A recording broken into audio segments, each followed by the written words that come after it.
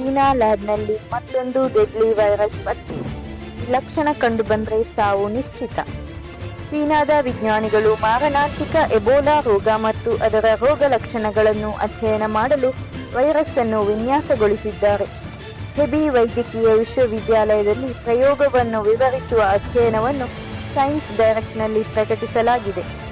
ಸಂಶೋಧಕರು ಮಾರಣಾಂತಿಕ ವೈರಸ್ ಅನ್ನು ಹ್ಯಾಮ್ಸ್ಟರ್ಗಳ ಗುಂಪಿಗೆ ಚುಚ್ಚಿದರು ಮತ್ತು ಅವು 3 ದಿನಗಳಲ್ಲಿ ಸಾವನ್ನಪ್ಪಿದವು ಎಂದು ಅಧ್ಯಯನದಲ್ಲಿ ಗಮನಿಸಿದರು.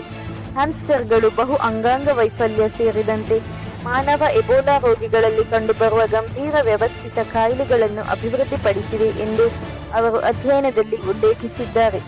ಅಧ್ಯಯನಕ್ಕಾಗಿ ಚೀನಾದ ಸಂಶೋಧಕರ ತಂಡವು ಜಾನುವಾರುಗಳ ಸಾಂಕ್ರಾಮಿಕ ರೋಗವನ್ನು ಬಳಸಿತು ಮತ್ತು ಎಬೋಲಾದಲ್ಲಿ ಕಂಡುಬರುವ ಪ್ರೋಟೀನ್ ಅನ್ನು ಸೇರಿಸಿತು. ಇದು ವೈರಸ್ ಜೀವಕೋಶಗಳಿಗೆ ಸೋಂಕು ತಗುಲಿಸಲು ಮತ್ತು ಮಾನವ ದೇಹದಾದ್ಯಂತ ಹರಡಲು ಅನುವು ಮಾಡಿಕೊಡುತ್ತದೆ. ಚುಚ್ಚುಮದ್ದಿನ ನಂತರ ಕೆಲವು ಹ್ಯಾಮ್ಸ್ಟರ್ಗಳು ತಮ್ಮ ಕಣ್ಣುಗುಡ್ಡೆಗಳಲ್ಲಿ ವಿಸರ್ಜನೆಯನ್ನು ಅಭಿವೃದ್ಧಿಪಡಿಸಿದವು. ಅವುಗಳ ದೃಷ್ಟಿಯನ್ನು ದುರ್ಬಲಗೊಳಿಸಿತು ಮತ್ತು ಕಣ್ಣುಗುಡ್ಡೆಯ ಮೇಲ್ಮೈಯನ್ನು ಆವರಿಸಿತು.